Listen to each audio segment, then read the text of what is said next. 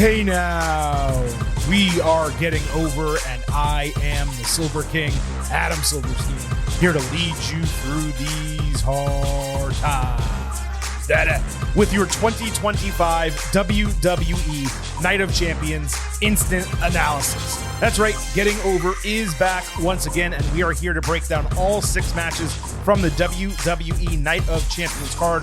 We'll give you results, analysis, individual grades for the matches, and of course, an overall grade for WWE's final premium live event before WWE SummerSlam, the first 2-night SummerSlam in early August. Vintage Chris Manini will be along for the ride momentarily, as he always is. But before we get to him, briefly, the Silver King does need to remind you that this show is all about the fire. So please, folks, stop being marks for yourselves and go back to being a mark for me. Head over to Apple Podcasts and Spotify. Leave a 5-star rating on Apple. Take a little extra time.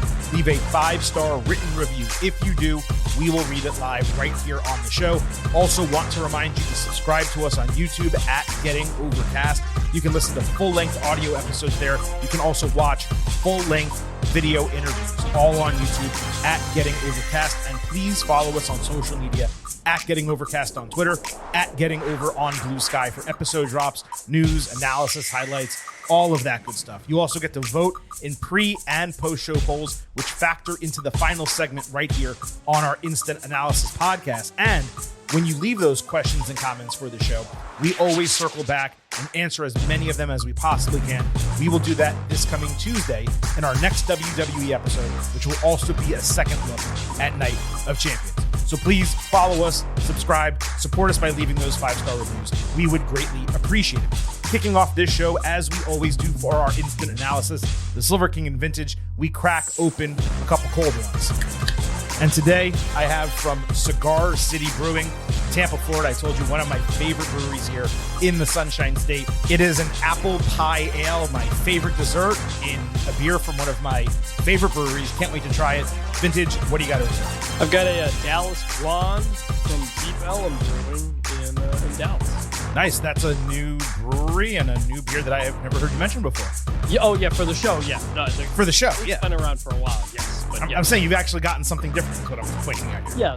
Yeah. I realized with all the shows, all the pay-per-views we've been having to do, it was time to kind of stock up again. Yeah, that's what I usually do. I'll do like a total wine trip, and I'll get a bunch, and I'll just kind of keep them in the fridge, and I'll get some 6-packs and stuff that I'll drink during the week or, just during the course of my life. And I'll save a couple of those individual ones that we haven't shouted out on the show yet. And I'll try to read them on the air. But we got our cold beverages and we're ready to talk WWE. Now, when we do our instant analysis, we're also going to break down some moments from the go-home SmackDown on Friday night that impacted the matches for this show. We'll also briefly touch on a couple things that happened on the WWE Night of Champions kickoff show, which transpired on Friday. So before we get into the entirety of the WWE Night of Champions instant analysis, we need to discuss the headline item from Friday.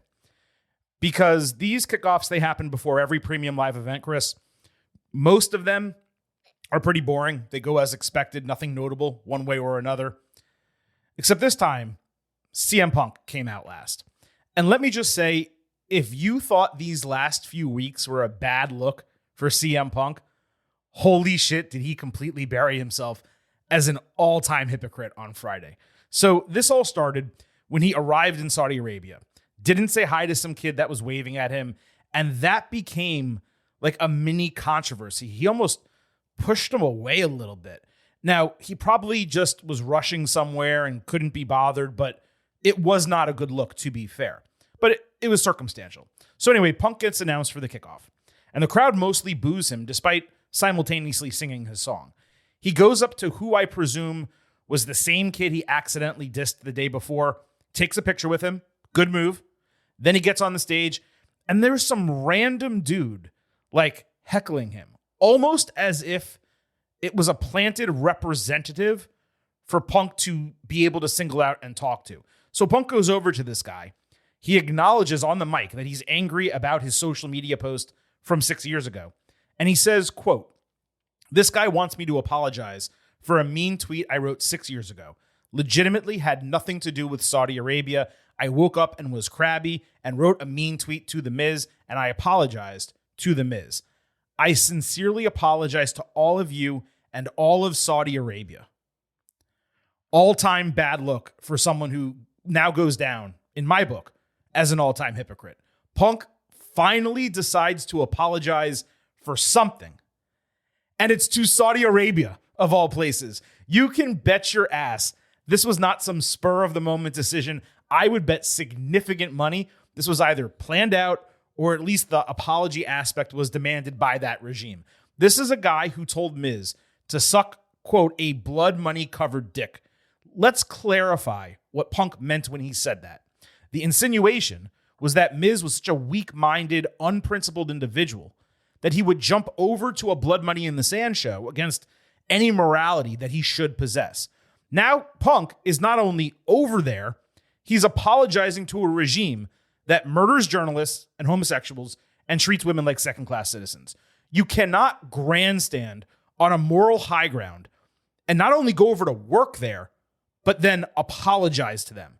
Ironically, Chris, Punk has lived up to his name. He's just like all of his Punk idols who are so anti-authority, fight the power in their youth, and they do a comeback run in their 40s, and they sell out. It's sad. So I had not seen the stuff with the fan when he arrived until you just mentioned it, and so I went and looked it up. So like Punk like showed up with Randy Orton, and it didn't look so bad. But the idea that this apology was planted, we don't know for sure, but it wouldn't surprise me.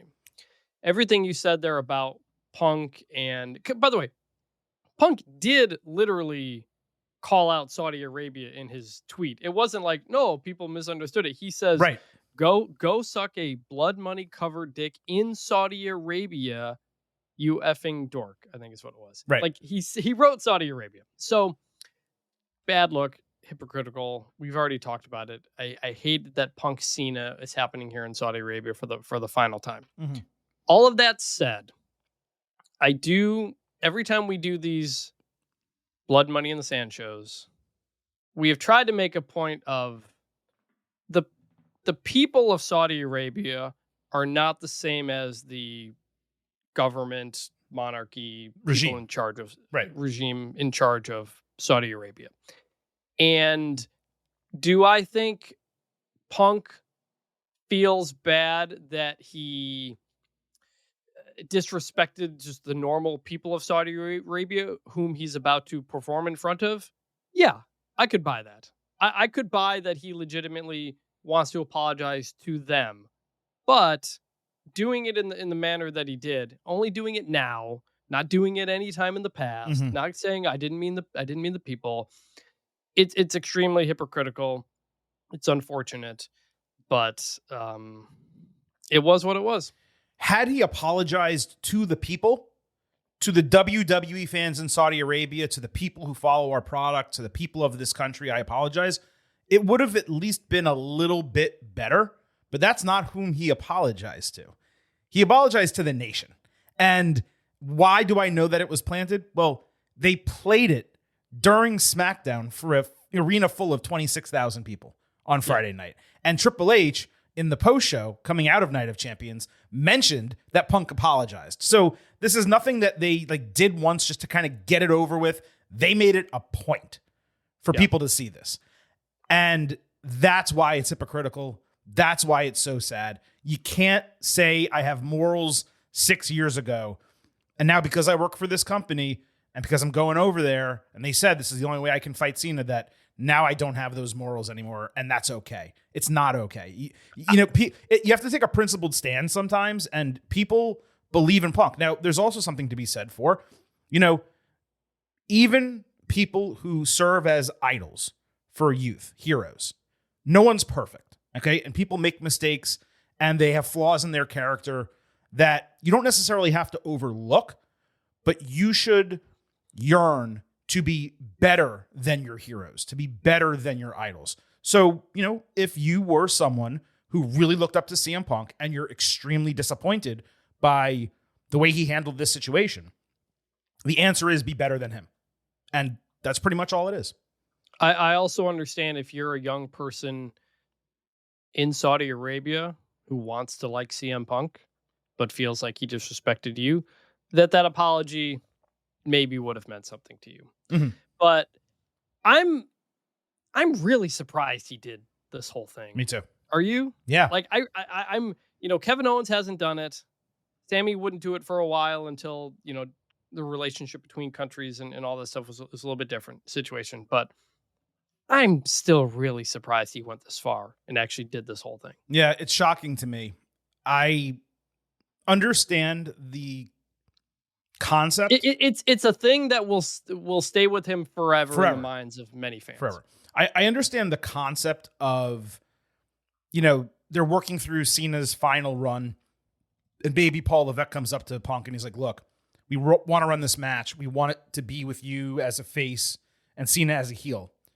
And the only spot for us to do it is Night of Champions in Saudi Arabia. If you're Punk, you've had multiple great matches with Cena. People do want to see that happen. Yeah, it's a PLE. Yes, it's a bigger stage. There's no question about that. Performing in front of 26,000 people on a PLE is different than performing in front of 12,000 at Saturday night's main event or Raw or whatever the case might be.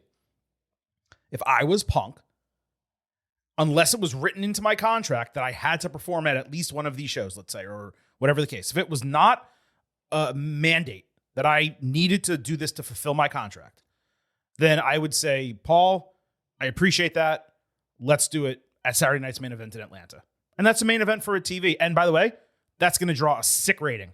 If you put Cena Punk in the main event of a show on NBC on a Saturday night, that's going to do great numbers.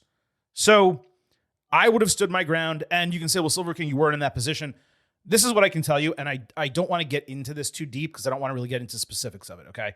But there was a period of time where I was offered a job that was tangentially related to literally Saudi Arabia. They financed the company that offered me this position.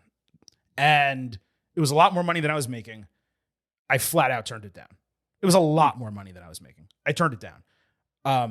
Did I think career-wise it was a good step for me to take? Like, would I have done well and succeeded there? Maybe. It's possible. I don't think I would have necessarily taken a step back. But despite the money, I couldn't stomach those people paying my salary. And I'm not even religious, but I am Jewish. And I couldn't even imagine like allowing that to happen. And I'm not trying to get political or into anything about religion here. So I come into this conversation as someone who has taken a much more private, personal, moral stand. That doesn't mean I'm better. It doesn't mean that someone exactly like me presented with the same opportunity would do the same thing. They might do the opposite. And I'm not sure I would criticize them for doing it. But what I will say is I try to live up to what I say. And Punk in this case did not. That's why he's hypocritical. That's why I'm being critical of him. Well put. All right. Let's get away from that. Let's actually talk professional wrestling because we're here to have fun, mother effers. We're not here to simply criticize CM Punk and talk about politics and all this bullshit. Quickly, before I do that, here on the Getting Over Wrestling podcast, please remember, I happen to love the number 5. and I hope you do as well, because for $5 a month or $50 for the entire year, you can become an official Getting Overhead. Just visit buymeacoffee.com/gettingover. Sign up. You'll get bonus audio, the fastest 5 minutes in professional wrestling, instant reaction audio to every major show, and exclusive news analysis posts every week. Again, you can get it at buymeacoffee.com/gettingover. We would greatly appreciate your support. We remain a free show and an ad-free show, and a little monetary support goes a long way right here at Getting Over. WWE Night of Champions instant analysis. We're going to break down all 6 matches. As I said, we're going to discuss some of the stuff that happened on SmackDown coming in, maybe a little bit from the kickoff as well, but we'll be as quick as we can about all of that, with the exception of the lead into the main event, because the go home on SmackDown was tremendous for the WWE Championship. John Cena defending against CM Punk. So on SmackDown, Cena came out first. End of the show, the fans were electric. He called himself a genius, saying Punk has been completely outmaneuvered. Suddenly, Basic Thugonomics hit with Punk Life on the Titantron. Punk came out dressed like Cena in jorts and such, Cubs jersey. He had drug-free on his finger rings, mix of booze and cheers. He called it Basic Punkonomics. He actually rapped, saying Cena plagiarized his pipe bombs. so he's stealing word life. Punk said Cena is moving in slow motion. He's buried more talent than The Undertaker. Then he said that he would retire too if WWE rehired his ex, referring to Nikki Bella. Punk also said Batista was a better actor and Cena was more problematic than Hulk Hogan. The crowd all of a sudden turned on a dime, fully 100% behind Punk. Punk said fans chant his name, but chant at Cena, "You can't wrestle." Punk said he'd still be in WWE wrestling in 6 months, while Cena will be washing James Gunn's underwear. He said he thinks he's a big shot in DC, but he'll always be Marine 3. No wonder you can't see me. And Punk's last line was an absolute banger. Before you go, there's one more wish to make. Tomorrow night, you're going to lose to Kendrick because, bitch, you're my Drake. Loved that, obviously, because we've talked about Kendrick and Drake on this show. I could not help but smile as this was all happening, Chris. It was so ironic given our wager and how much we've talked about Thugonomics Cena recently, okay? The truth is, that guy, CM Punk, ain't no mother effing MC. Punk can't rap for shit. And halfway through, he kept rhyming, but he dropped any semblance of rhythm, the little rhythm he had at the beginning. Also true is that it was crazy impressive for a guy who usually speaks almost entirely off the cuff to remember scripting that extensive and that long without stumbling even one iota. I think he had one line he kind of messed up, but come on, give him a break. The moment was tremendous. The lines were fire. He's an absolute master on the mic, an all-timer, and this was a straight-up iconic segment. So smart to have him do this, taking Cena off his game as a distraction because he legitimately couldn't combat or argue what Cena said to him in the pipe bomb. So instead, he bit his style in the same kind of mocking, ironic way. It was a perfect concept, executed extremely well. Too bad it didn't happen in a major city like New York or Boston or Chicago because the roof would have blown off the place with all those references. The setting was such a shame in that respect. The fans did react, credit to Saudi Arabia, but it wasn't explosive like it would have been in a packed Allstate Arena or Madison Square Garden, just as an example. Perhaps most incredible is that Saudi was mostly against him when this segment started and like 99% back on his side by the time it ended. That's the level to which Punk operates. It's why he is unmatched on the mic. It's why fans chanted for him for 15 years. And it's why WWE brought him back and shot him right to the top of the card, despite his age and all of his injury issues. This was an incredible segment, a top-tier 1-2 punch of segments from the pipe bomb to this Dr. Punkonomics deal. The only shame is that it didn't last longer, the feud, and lead into SummerSlam or another major event, because that was the caliber of booking that the last 2 weeks delivered. Well, the other shame is that he didn't actually sing the song Basic Thugonomics like yours truly did. That's Where true. was that? I know. It's a failure on his part. I went farther than he did. When the pictures of this came out on Friday ahead of the show because it was tape delayed, I was very concerned that this was going to be incredibly corny and terrible. But it actually was not bad. It was actually pretty good.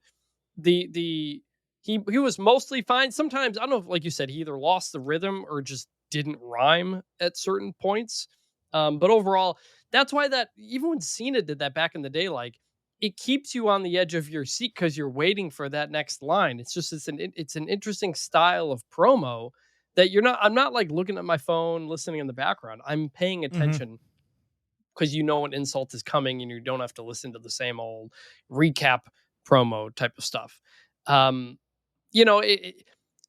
Thugonomics Cena did not go up against CM Punk back in the day either, so it didn't totally fit there, but it made sense for Punk to do a Cena just as Cena did Punk the week prior. I would have loved for the two of them to go face to face on a promo, but just like the Randy Orton thing, one person says something one week, one person says something the other week, and that's kind of what we get. Right. So ultimately, it was good. It was enjoyable. It was better than I thought it was going to be. Yeah, I think a back and forth between them would have been great, but again, they only had so much time because it was a short 3-week build, and that's what happens when you don't have the ability to kind of stretch it out. I agree with your point that Thugonomics, Cena, and Punk wasn't really a feud. That's true, but that wasn't really the point of it. The point was just, you're going to bite my style, well, I'm going to bite your style, and I'm going to give it right back to you because there was no answering from Punk the things that Cena said in that pipe bomb.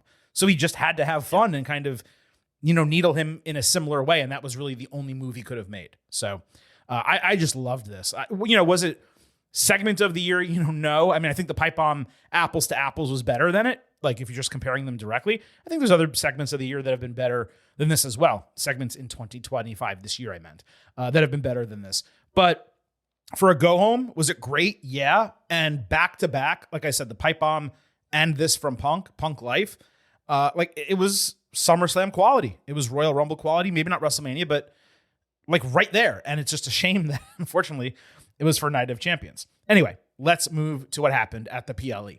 CM Punk got an incredible pop, as the 4 biggest men's stars all did, by the way, on this show. He sat pipe bomb style after entering the ring while awaiting Cena. Fireflies came out at the bell, dual chants, the whole 9 yards. Finisher teases early. Cena escaped an octopus hold and landed 5 moves of doom. Punk avoided attitude adjustment, hitting his signatures, including a flying elbow drop. Cena caught the knee on go to sleep, locking in an STF that Punk countered into Anaconda Vice. Cena caught Punk escaping for that AA-led 2.8 false finish. Punk put Cena in his own STF for an easy rope break. Counter sequence led to a second AA for a 2.99 false finish. That one was perfect. Cena tried a super avalanche AA. Punk escaped and hit a flying crossbody, but Cena actually caught him, rolled through extremely well, given his age, and lifted him for a third AA and another 2.99 false finish. This is now 15 minutes into the match, just for reference. Cena grabbed the WWE title in clear view of the referee, but this time, instead of handing it over for a low blow, he ditched it out of the ring as fans chanted no at him. Punk used the rest to counter AA into a GTS for a false finish. They exchanged blows, which was cool because there were equal cheers and boos for both guys as they connected with their punches. I thought that was just a lot of fun. Punk ducked the shoulder tackle with Cena flying into the referee, knocking him out. Punk didn't realize he had a second GTS. No one was there to count. He called for another referee, but instead, Seth Rollins entered wearing an incredible fire suit with Paul Heyman and the Monsters by his side. Rollins was not in his gear, as I just mentioned. Punk was able to dodge the meat out of the ring, but they put him through the announce table with a double almighty spinebuster, not that well executed. Punk motioned for a fresh referee, so Charles Robinson runs down the ramp, like looking like a bat shot out of hell. He's just wildly flailing his arms. He gets to the base of the ramp. Cena shoulder tackles his ass blind, almost all the way into the steel steps, right as he reached ringside. It was fantastic. Cena ducked a briefcase shot, hit Rollins with an AA. Braun Breaker, Bronson Reed attacked. Penta saved, but took his sweet time strutting down the ramp like he was Jeff Hardy. When Breaker finally took Penta out, Sami Zayn ran down, only for Penta to splash both of them off the really, really high ramp.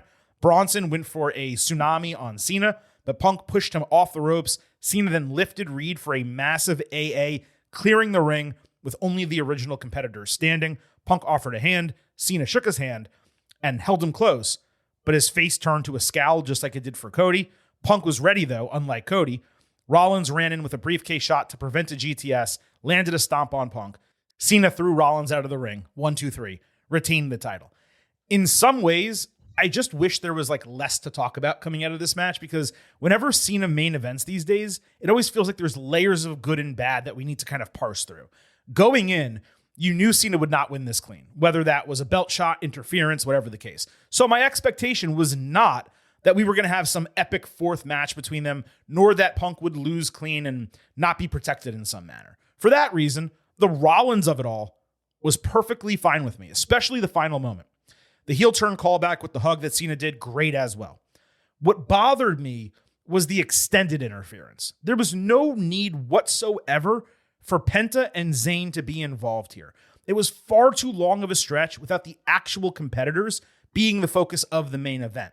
Now, this could have been accomplished the exact same way, but much better, with Cena and Punk teaming up longer, just like they did for Reed, but they take out all 3 of the guys. It's John Cena and CM Punk. Despite those other dudes' size, it's believable that they could take all 3 of them out. Get Rollins out first, clear the ring with the others, hit finishers on Breaker and Bronson. They're dead. Hug sequence, because they just teamed up. Briefcase, stomp, 1, 2, 3.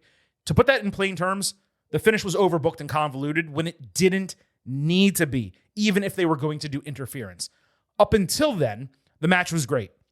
Some callbacks to sequences from their prior battles. Cena moved around surprisingly well for a guy in his last run who had not worked regularly. The crossbody lift AA and the last AA on Reed, they were both crazy impressive. The shoulder tackle taken by Lil Nate was exceptional. That's an all-time clip. It's going to be replayed many times in the future. It's a great meme potential. Overall, this was what it needed to be, with the exception of that 2-minute stretch that I'm talking about. If done differently, this would have been far better. I'm still going to go 4 stars A-, though. It was excellent until that, and that final 30 seconds to 1 minute was great as well. Yeah, I think I'll give it like a 3.75. It was fun. It was not necessarily like well wrestled, and you don't expect this to be a 5-star classic for all those reasons. I think if you're working backwards, like, you want to do the Seth bit and that works, okay. But the natural question is, well, what about all of Seth's guys? And so you have to have the guys there, and so then you have to have people to then chase them away. But you don't, though. That's what I'm trying to say. Cena and Punk could easily handle those dudes themselves. It's only 2 other guys. It's only 2 other guys. Yeah, but if both of them are fine, why is Seth going to come out? You kind of need them. Seth wasn't going to. Seth coming out with everybody was like at a moment when Cena was out of the ring and Cena had been beat up and stuff like that. Yeah, no. So no. What I'm saying is Rollins, Reed, and Breakker, they all come down, right? He sends his attack dogs after them because that's what a heel would do. That's why they're there, right? They start fighting them. Maybe they get up on them a little bit. Rollins comes in the ring. They all beat them down. And then just like we've seen a million times in professional wrestling, when you have 2 big stars, Cena and Punk, these are Cena and Punk. You know what I mean? It's not Penta and Sammy. But it's Cena and Punk who've been wrestling. Okay, yeah, but that's why they get beat down at first, and then they get stood up, whatever. My point is, you can easily have them clear the ring of the 3 guys. Then Punk does the stomp, and you end it. Rollins does the stomp, and you end it the same way. You didn't need Penta and Sami Zayn out there. That's all I'm trying to say. Sammy was a repeat, but also a big spot for Penta to be involved in a main event CM Punk match. They continue to just kind of have him out there a lot. As for the rest of it, Punk's kickouts of the AAs, all very good. Mm-hmm. Very, very, very good kickouts, which is what you need and stuff like that, because they're not doing amazing moves that are going to wow you. It's the last second kickouts that are the things that are going to get you. They continue to very much lean into Cena is siding with the fans again, and they're not making it subtle. He had that line after the pipe bomb. He smiles when the fans are cheering him, says the tide is turning. And then when the crowd says, no, don't hit Punk with the belt, and he dumps it, Cole goes, maybe the fans are starting to get to him. So it's very clear where we're going here in terms of Cena becoming a face again. When Rollins comes out, to get back to the spot, he doesn't come out with the referee. And Cole properly points out he's not coming out with a referee. Normally you want a referee because you want to cash in. Mm-hmm. The idea that he could just come in, do things that would normally be disqualifying, and then wave down the ref immediately that he presumably had with him backstage, mm-hmm. that was a bit much for me. It's a great point. If it was a ref we knew was dirty, who was in Seth Rollins' corner, then that would make sense. But Charles Robinson is right there. He just saw what happened. And he's like, it's fine because I wasn't in the ring. That was little logic missy. Not little. No, that's a great point I glossed over. That's not a little miss. That's a huge miss. Yeah. And Charles Robinson, 60 years old, getting planted, decleated. He even slowed down to brace himself, but man, that was the word. He was decleated. That's exactly what it was. That was a blindside block. That's a personal foul and an ejection in a. No, it was face to face. I think. No, it was from the side. No way. Nah, on a return, that's it. You're getting ejected on that on a return. 100%. Debatable. And then the rest of it, was what it was. I had a lot of fun with this. Was it a bit too convoluted? Yes, my brother and I text each other, what is going on here? But that's also kind of just becoming the norm in so many WWE main events right now. And I'm fine with that when it's a Cena Punk Night of Champions thing and not a titles on the line SummerSlam type of thing. So, and we ultimately got rid of them. Rollins comes back. You forward Rollins Punk to whatever that's going to be. It all worked. Well, going to what you said about Cena, the way he ditched the title, because normally we've seen this before. The referee steals it from him. Then he delivers a low blow while the referee is getting rid of the title. And what Cole said, there that you already mentioned, and then what Cena said in the promo 2 weeks ago, the tide seems to be turning. It had me thinking what you're thinking. Like, they're not so subtly starting to turn him babyface again. But then you had Cena hug Punk. The scowl went right back on his face. And he tried to, cheat him and beat him again. And then he, so like on one hand, like the fans were maybe getting to him a little bit, but the heel was still there. So maybe that's what they're telling us, or maybe they're kind of leading us down that direction, thinking like, okay, not so much to say that he's in the process of turning babyface again, but more to say that guy is still inside there. That's where we've got more than a month until SummerSlam and after when that may happen. But I'm just saying that's where I lean. Not that he's turning face actively now. It's just that the good guy is still there. And we're seeing little glimpses of it briefly here and there, like it's trying to peek out, and then eventually it will come out because of whatever catalyst happens on screen. Now, regarding Rollins, because you mentioned that as well, it seemed clear to me at first what the booking would be for WWE over the next 10 months. Rollins cashes in Money in the Bank at some point, wins the World Heavyweight Championship. Punk challenges him for the title at WrestleMania. Except, what about Roman Reigns preventing Rollins from cashing in for the title? And what about the Zayn of it all? Because don't forget, we were talking about Zayn winning King of the Ring, Rollins cashing, like that's not happening, obviously. But what they did accomplish here is they are preserving the intensity between Rollins and Punk. And they keep doing that despite there not being a clear and obvious immediate booking scenario for them. There are plenty of ways that they have been kept apart, and they can continue being kept apart, at least one-on-one, on the road to WrestleMania. They can do 6-man feuds, an injury layoff for Punk, etc. I initially figured, and I think you did as well, that it would be Zayn as the Royal Rumble winner. But the level to which Punk is over in Saudi Arabia now, after the apology, after the match, just the response he received this week, it felt to me like the main event was priming fans for Punk to potentially win the Rumble and be the one to challenge Rollins at WrestleMania. The only question that kind of throws a wrench into all of it is Reigns, because it seemed coming out of WrestleMania 41 that Reigns and Rollins was pretty much going to be the match for 42. Now it seems a little bit more like it's going to be Rollins and Punk. And then the Zayn of it all that we were talking about, that seems further away than it did at any point over the last 2 months. You got to imagine Seth Rollins is going to be on the SummerSlam card. Sure. And I thought it was going to be against LA Knight.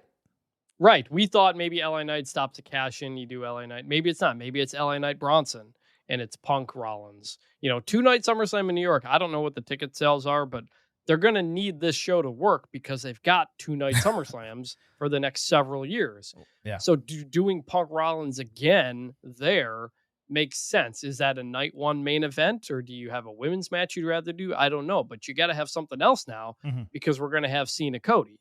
So I think we get it quicker than that, because otherwise I don't know what Punk does for the next, short period of time. Yeah, I mean, you can give him an injury layoff after SummerSlam, but you can't give him one before SummerSlam. And that's the problem that they're kind of running into. Yeah, to your point, maybe it's Rollins Punk at SummerSlam. That's the opening match. Rollins winds up cashing in later in the show and either successfully does it or Reigns prevents him, and that's the return. We don't get a Reigns match at SummerSlam. We just get a run-in. That's the other thing. A run-in. That's the other thing. And we got to have Roman. We got to have Roman. Well, there's a complication. Right? There's a complication. So I posted this on social media over the last week, and it was reported by The Hollywood Reporter. Reigns is going to be in the new Street Fighter film, which, by the way, pops me because I'm a big Street Fighter fan. That was like number 1, number 2 favorite video game of all time. And the first Street Fighter movie, it's terrible, but it's also amazing. I don't know, Chris, if you've ever seen it, but it's exceptional. It's like literally the best worst movie probably ever.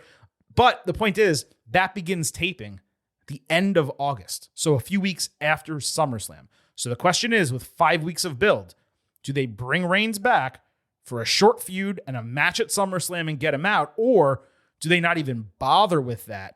They just do a Reigns run-in at SummerSlam like I was just mentioning. He goes to do the film, And then he comes back at the end of the year, or closer to Survivor Series, kicking off the road to WrestleMania. And also, like, just insurance-wise, you can't have him getting hurt 5 weeks before filming. Yeah. So a run-in appearance might make more sense. It might make a lot more sense. From a safety perspective. Yeah. Although, as we've seen with Liv Morgan and plenty of other people, you could walk funny and get injured. It can sometimes be that tenuous of, a move.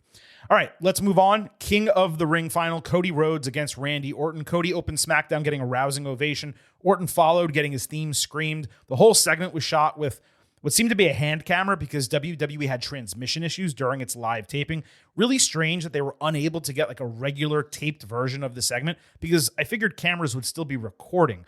Looked like a scene cut from a movie or found footage or kind of something like that. Randy put over Cody's semifinal win against Jey Uso, but said while Rhodes wants the crown, Orton needs the crown for redemption after being embarrassed in front of his family last year. Orton said he would do anything necessary to leave with it. Cody came back, remembering how Randy disrespected Dusty back in the day, but also how he took him under his wing after that. And that was really it. Not quite the go-home that I expected, but since they're both baby faces, there was probably only so far they could actually go. Yeah, they didn't say much of anything, but I actually liked how this ended up being broadcast to us. Mm-hmm. It looked like it was filmed with those cameras that they use for like the alternate angles during a video package or something like that. And like the frame rate was lower. The color was a bit washed out. It kind of felt like a Lucha Underground promo back in the day, a little bit, just in terms of it, like kind of like you're getting a peek in on it rather than it's a broadcast type of thing. Mm-hmm. I don't know. I'd love to. I don't know how exactly you'd fit that in, but like I found it more interesting than I think I would have otherwise. And I guess thank God they were recording that with those other cameras, or otherwise I don't know what you would have done. They were either doing that or maybe they reshot it or something. I don't know. It was odd. Yeah, I don't know. Are you disappointed that I've never seen Lucha Underground? Not disappointed. I'm surprised. Yeah. I didn't watch it a ton. So you didn't see like every episode, all 3 seasons? No, Okay. but the period, Penta had a really good storyline that it turns out to Vampiro is like his secret mentor. That was really good. Mm-hmm. Him and Penta and Chelsea Green wrestled on I saw the match. I saw You their can match. see it on YouTube. Good match. But yeah, for that brief period of time before it got really shady and fell apart, Mm-hmm. it was different at a time when we needed something different. So I found an online archive that literally has every single episode of Lucha Underground, and I was prepared to watch it, or I am prepared to watch it. But there's just been so many shows that have kind of jumped the line. Like, Department Q on Netflix is incredible, and the Bear season, 4 now, just came out. I'm almost finished with it. So like every time I go to like sit down and watch it, because I like to watch things through completion. I don't like to start and stop and whatever. Every time I start or am about to start, a new show comes out. I'm like, I don't really need to see a 10-year-old, 12-year-old Lucha Underground show that apparently fell apart, like you said at the end. So I just thought that was pretty funny. All right. Anyway, Orton and Rhodes. This opened Night of Champions. I'll admit, Chris, I actually got kind of chilled when the fans were screaming the chorus for voices as Orton walked down the ramp. It was quite a visual and quite an audio experience. They were insane for Rhodes as well, but something about Randy, it was just special. Maybe just because it's near the end of his career. How WWE can hear the way fans scream and belt out the lyrics to these entrance themes and keep pushing out generic entrances without lyrics, especially for big stars, I will never understand. It is an engagement with the audience. It's them buying into something and learning it because they love it. You don't have an opportunity to do that when it's all baselines and AI bullshit. The fans were also batshit crazy at the bell, chanting for both guys simultaneously. But Chris, the atmosphere going into this match, and it was great for Cena and Punk as well, maybe equal, if not better. But opening the show this way, it was quite something. I got to give a lot of credit to the Saudi Arabian fans. Yeah, this is again where we say the Saudi Arabian fans are different than the Saudi Arabia government. Right. The last several shows they've done there, it's been a good crowd, and they can get really loud for big things. Now, a lot of the things they react to are history and stars, and you didn't mention it, but they were singing the beginning of Thugonomics when Punk came out, like really loud. The first like half of a verse. Lines. Yeah. Yeah. And so, like, they know the history. They know the people that they have been watching for a very long time, and they're really excited to see them. It's other things like a subtle reference to Nikki Bella and some of that stuff that they don't quite pick up on, but the energy when it's there for the Saudi Arabian crowds, it's really there. The energy's there for the male stars plus Rhea Ripley and Asuka. It's not there for like the women's matches, which we will talk about momentarily. Right, the biggest people in the company. Only the absolute biggest women. But the women's matches, they just don't care about, and it really brings the show down. It sucks that they don't respond to them. Orton hit but there's a reason why, because women are not treated as equals to men in Saudi Arabia. Anyway, back to this. Orton hit a superplex early and immediately sold his lower back on landing. So Rhodes concentrated on that lower back with some old school tactics, including bending him backwards around the ring post, which he got booed for doing, by the way. Cody hit disaster kick and Cody cutter, with Randy doing his pull around backbreaker in between, heavily selling his back after that. Rhodes followed with a double jump Cody cutter. Orton came back with a draping DDT. Cody halted an RKO attempt, countering into a crossroads for a false finish. He was frustrated with Randy taking advantage, landing an RKO out of nowhere for another false finish. With Rhodes bent over, Orton positioned himself for the punt kick, but when he hesitated, pretty much due to friendship, because he didn't want to give him a concussion, Cody dodged the kick and then put in a figure 4 leg lock. Fans were clearly behind Randy at this point, which was fair because Cody was a bit more on the heel side, taking advantage of the back. They got into a hockey fight before Orton caught a disaster kick midair for an RKO false finish. Orton grabbed a steel chair, which the referee understandably pulled away from him, but it was an entire distraction just to remove a turnbuckle pad. Orton got run into it ribs first within 30 seconds of it being removed. Cody at crossroads for the 1-2-3 to become the king of the ring. Well, that was a great matchup, but the ending sucked. This is my number one pet peeve when it comes to laying out matches. Introducing something like an exposed turnbuckle in the final, let's call it stanza, and having it immediately result in the finish without any anticipatory build. That turnbuckle pad, Chris, should have been ripped off 5 minutes earlier, maybe 10 minutes earlier. Multiple close calls, then Randy gets run into it, Cody capitalizes, gets the win. Doing it this way, it was just idiotic by comparison. Basically, every company does this, and it pisses me off all the time, particularly when it's so abrupt in a major match of this caliber. This was otherwise awesome bell to bell. I loved the early introduction of the back injury. It was a plot device. It was a way of giving Orton an out for the loss. There was a bit of finisher spam, a little bit more than I would have liked, but it wasn't crazy overdone. Given the level of both guys, you need a lot to beat one of them. And Cody was the obvious correct winner, both due to the number one contendership stipulation and because it creates a potential reason for Orton to turn heel down the line. It's also extremely important to note, Cody did not hesitate to use the exposed turnbuckle. The storyline with Cena was that Rhodes would not go the lengths necessary to beat him. So point being, this was a smartly played finish in that he went to the lengths necessary to beat someone he's actually friends with in Orton, as opposed to what he wouldn't do to beat someone who he disliked at the time in Cena. So the finish worked, the match was great, but the end was rushed for no reason whatsoever with that exposed turnbuckle. I was on my way to a high grade. When that thing got exposed, I was like, oh, we got another 5 minutes of them going back and forth, and then that's going to factor in. So I was really disappointed, and yet I'm still settling at 4.25 stars in an A, but solely because of that final minute. I might have been even higher than that.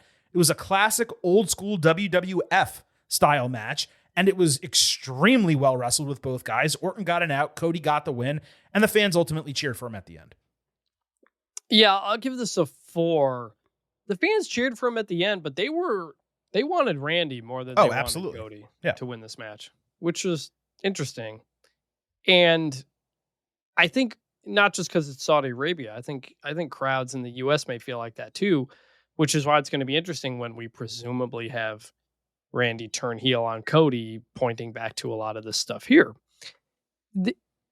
The finish, I wasn't as annoyed with the finish turnbuckle happening right away thing, although your point is totally right. If you're going to do it, save some time. My thing is, and I actually haven't had to bring this up in a while, Randy Orton loses to one RKO. Now, I know there was a turnbuckle. Crossroads, you mean? Sorry, yes. Yeah. One crossroads. I know there was a turnbuckle involved too, but Cody, remember Cody used to have to do 3 crossroads to everybody to pin them for that period of time? Yes. Meanwhile, Cody took 2 RKOs and kicked out. So maybe it's good that the crossroads is going to, a single crossroads might mean something again. But anyway, I thought it was a good match. I feel like these guys can do more, maybe. But my other feeling coming into this match, and I'm curious what you thought, there was so much emphasis on winning King of the Ring and less emphasis on you're going to SummerSlam to fight the champion, which they get to after the match. Mhm. Like they started talking about it, but we didn't come into this match very much being like, Cody wants to win this so he can get his title back, or Randy wants to win this. Like it felt more like it was about King of the Ring, which is that awkward spot where it's like, is it about King of the Ring or is it about going to SummerSlam? Because you're kind of treating it like the Rumble now. So I agree with you that it felt like it was about King of the Ring at Night of Champions. But on the go-home show on SmackDown during the promo, Cody said he wanted to win King of the Ring so he could fight Cena, get his title back, and be the guy again. And Orton said he wanted to win King of the Ring, yes, for Retribution, but he also said he wanted to win number 15. So it wasn't... I may have been too distracted by the camera. Yeah, it wasn't something that was completely glossed over. But unlike the Royal Rumble is just about the number 1 contendership. There is prestige in being the Royal Rumble winner, but it's really just about the number 1 contendership because it's about WrestleMania. Yes. Here, and this is why it's problematic for the number 1 contendership to be on the line in King and Queen of the Ring. I'm okay if the winners get title shots at SummerSlam, but really, because they're doing it, and I've said this before, Royal Rumble is for number 1 contenderships, 2 of them. Elimination Chamber is for 2 number 1 contenderships. Money in the Bank is not, but it's the equivalent because they have such a huge advantage on their way to winning a world title. And now you have Night of Champions, but the King and Queen of the Ring tournaments set up specifically for number 1 contenderships. So that's 4 different events that are based around becoming number 1 contenders. In the first 6 months of the year. In the first 6 months of the year, exactly. It's way too tight together. That's why King and Queen of the Ring, really, it should happen after SummerSlam. And it shouldn't necessarily be for a number 1 contendership. It should really just be your king, your queen. You created a great accolade. Then you start making your case. I deserve a world championship opportunity. And the GM say, well, congratulations that you did that, but you only beat these people in the tournament. You need to go win another match. And then they go and fight whomever. They win that match. They become number 1 contender, or they lose that match and they don't become number 1 contender and they go after a mid-card title, because King of the Ring back in the day, they didn't always go after a world championship right away. In fact, many times they didn't. I could be wrong, but didn't Stone Cold Steve Austin, wasn't the first title he won after King of the Ring the Intercontinental Championship? Doesn't that sound right? I don't remember the order, but something like that. I mean, I don't remember the one Billy Gunn, going exactly. Into a title shot. So I love, and for years on my old podcasts and on this podcast, I've been begging them to bring back King of the Ring and to give the women a legitimate equivalent without short matches, which is what Queen's Crown was. And they've done it. But it's kind of a monkey's paw scenario where it's almost been corrupted to a degree because, well, A, they're doing them in Blood Money in the Sand, but B, they've attached this number 1 contendership stipulation, which has kind of muddied the waters, which is exactly the point you were making. And the only other thing, Cody should have put the crown on. Yeah, right. I don't like just holding it. I agree. It's literally a crown. Put it on your head. That would make King of the Ring mean something. You'd have pictures of Cody wearing the crown. Like that's what make it a memorable thing. There's no lasting image of Cody winning this King of the Ring that meant anything. All that really meant was we're going to get Cody Cena again. So then you're kind of just lean into the King of the Ring of it all a bit more. I'm glad they got rid of the cape and the scepter, but it was kind of cool to when they did that. What I would do, I'd keep the throne. So I bring the throne in. Then you have Cody sit in the throne. They crown him. He cuts his promo from the throne. You never see the throne again. If you're a heel, you still see the crown. And if you're not a heel, then the crown goes away as well. That's what I would do if I was booking. I'm fine with just the crown. Just put the crown on. Yeah. That's all. No, I agree with that.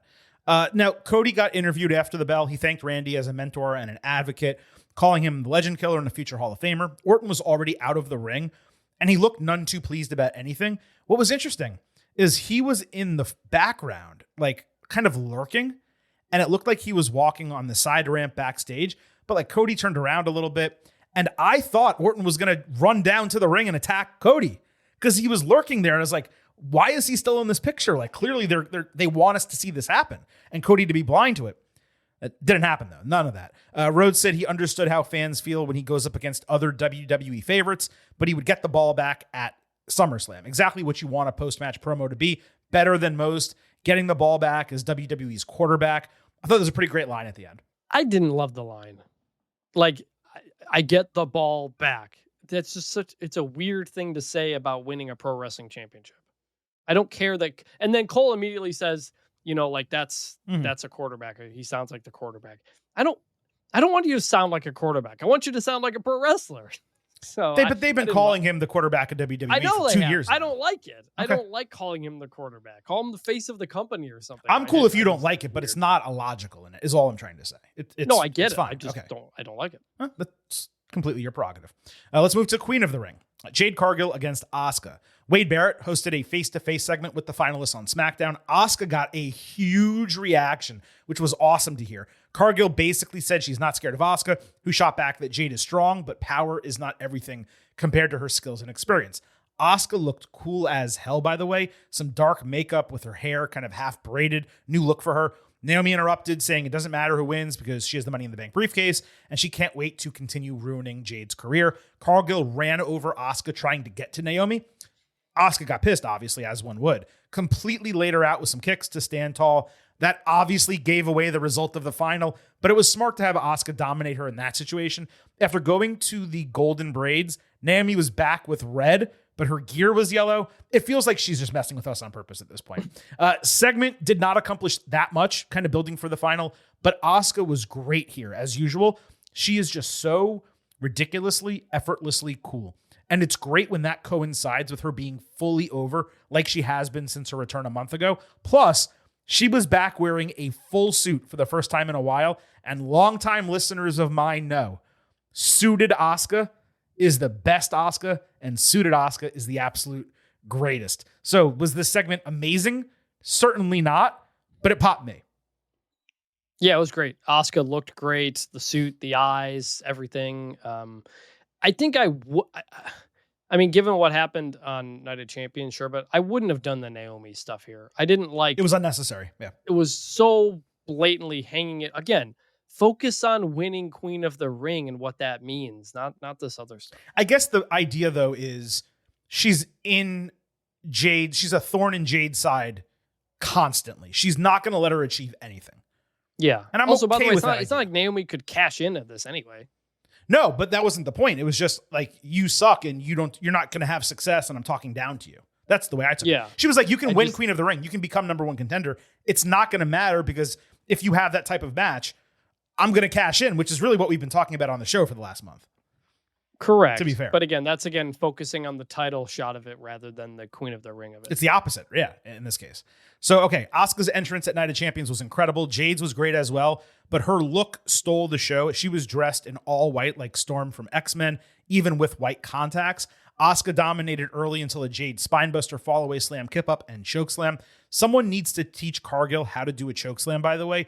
She has to allow her opponent to jump on her behalf. She doesn't have to completely carry their body weight up into the air and then down onto the canvas. She's plenty strong. She's tall enough, but it doesn't look good. Anyway, Asuka answered with big strikes and a code breaker. Jade hit a Liger bomb and a huge perfect boot. Great sell by Asuka, by the way. Asuka countered Jade multiple times late into an Asuka lock that Cargill escaped. However, as Asuka ran at her trying Empress Impact, the finisher move I hate, Jade caught her body in the middle of the air, moved her into Jaded, and became Queen of the Ring. And the crowd went mild, which was unfortunate reaction-wise. More unfortunate is that as Cargill rolled backwards over Asuka for the 1-2-3, she clearly pulled Asuka's shoulder off the canvas. Luckily, unlike last year with Orton and Gunther, WWE cameras were on the other side, and they did not catch this. So while we know it happened because we visually saw her shoulder lift, you did not see the gap between her shoulder and the mat as we did last year. But still, happening twice in as many years, and she slipped. She didn't do it on purpose. Like, things do happen. Mistakes do happen. Again, Gunther and Orton, you could argue two of the greatest ever. It happened with them. So I'm not going to get on Jade for it happening here. Well, it wasn't a slip. She just overpinned her. Like she just leaned all the way back that eventually her foot slipped. It brought Asuka's thing over. What was interesting, and I assume it's fine, but Jade wins and she starts like tapping her groin area. I saw that, yeah. And you go back and watch the replay, and as she slams Asuka, she like winces. And so the way she pinned Asuka going way back to her right, normally she does it straight back, and puts the tongue out and does all that stuff. She did it to the right, and that's what caused Asuka to pull up. So I don't know if she tweaked something or if she was just selling it or what, but that quick succession of events, all of it being a little bit unusual, made me wonder if something happened. Yeah, so just to clarify, she did slip, but it's not like she slipped like in a major way. She rotated back to pin her and do the tongue lick thing like she always does.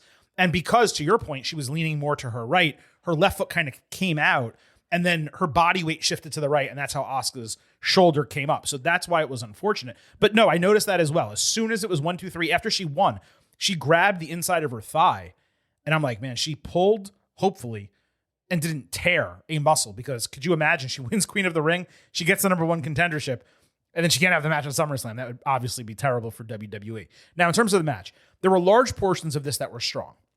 And Asuka got a lot of offense. She proved to be the more accomplished and talented wrestler, which is what she needed to look like.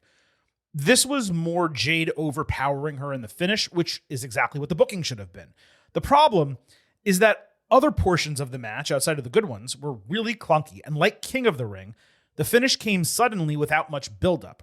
Really, the crowd did not help matters at all. If they were hotter, it might have kind of glossed over some of the issues. They were really shitty for both women's matches, despite reacting strong individually to Asuka and Rhea Ripley. All in all, Jade was the expected and appropriate winner, both because she needed something to elevate her profile. She's actually been booked really well by WWE since joining. Not overbooked by any means, not overpushed, is what I'm trying to say. And we've already discussed what my expected booking looks like for SummerSlam with Tiffany Stratton and Naomi. But after some highlights this year from Jade in the ring, she's had a couple really good matches, including one against Tiffy, by the way. She struggled more than expected here. And this was not only the worst match of the show, it was also, I think, the shortest match of the show. I went 2.5 stars in a C. Yeah, it was not. They didn't seem to just have great chemistry, because like sometimes Asuka with a bigger person, it works. For whatever reason, it just kind of didn't quite here. I wondered if Jade was supposed to like catch Asuka in a way on the finish that would immediately lead to the Jaded. You'd hope, but maybe that's too like difficult physically to pull off because of what the person taking it has to do. And also, Jade catches her, then turns her to the hard cam and then does it, because it's always got to go that way in WWE. But yeah, disappointing. The right winner, and I do think Jade has generally been good in WWE, but this was a disappointment. This was the shortest match by about 4 minutes. Okay, that's what I thought. Jade cut a promo after the match saying, "The grind doesn't stop. You need to fight for yourself, even if other people doubt you." She's been up and down promo-wise over the last month. This was too short to criticize, but it did leave something to be desired. I do want to kind of point out, though, that Jade, for some reason, well, we know the two reasons, she gets criticized way heavier than other women in WWE. There's a group of fans who think every match she's in, every move she does sucks. It's just not accurate. She's absolutely improved since coming to WWE. But yes, she simultaneously should be even better than she is, and there should be a higher level of consistency from her match to match. There's no doubt about that. She's not as good as she should be, but she's definitely better than she was. And if every single time you only watch her matches and look for her mistakes, then that's all you're going to see. It's like it was with Nia Jax. She was bad for a while, shockingly went away, came back, and was much better. I don't think Jade is anywhere near, it's shocking to say this, Jade is not anywhere near what Nia is right now. But she hasn't been wrestling as long as Nia has. So give her another year and a half, 2 years, let her keep working at regular matches, and she should come around. And if she doesn't, there have been plenty of other wrestlers, Goldberg, okay, who are not great bell to bell, but they're powerful and they're strong and they can do a couple things in the ring and they're over with fans. Goldberg's a better promo now than he was ever it's true. as a wrestler. So it's really you true. never know. The only other thing on Jade, she looks so absolutely incredible Yeah. that when anything else she does isn't as incredible, it stands out more as an even bigger contrast. It's true. Because you look at her and you think like all of these things, and not all of her skills are there yet. But it can come with time. That's true, by the way, in every profession, right? They call it like gym muscles, right? Like you look built and buff, but you can't lift a lot of weight, or you're not a great I'm talking about amateur wrestling. You can be the biggest guy, but it doesn't mean you're a better wrestler than the smaller guy. It's just how it is. But like in every way, she is built like is there a female term for Adonis? Like whatever that would be. It looks like she's, carved out of granite. It's ridiculous, not granite, but it looks like she's carved out of marble. And she's the most physically impressive person probably on this entire roster, male or female. Yeah. And you want her to be the most impressive person in ring and on the mic as well. But everyone has their pluses and minuses, right? And her minuses, unfortunately, are in the ring and on the mic. It's the look is all there. It's everything else that needs to get better. But the point is she's progressing, okay? She didn't go to NXT. She never actually was developed as a wrestler. She's done everything. Her entire career pretty much has happened on television live in front of us fans. And she has not been wrestling that long. Like, you need to kind of remember that sometimes. It's not an excuse. She's on the main roster in WWE. She's going to be in a huge title match at SummerSlam. None of this is an excuse. But she does get criticized a lot more than other people for a couple notable, obvious reasons, unfortunately. She has said her first televised match in AEW was her first match ever. Right. Which is wild. And she was undefeated as a champion there, for however long that was. And having squash matches the entire time. So she wasn't actively wrestling 10, 11, 12, 15-minute matches where she actually learned how to improve. And she did NXT work, not NXT work, excuse me.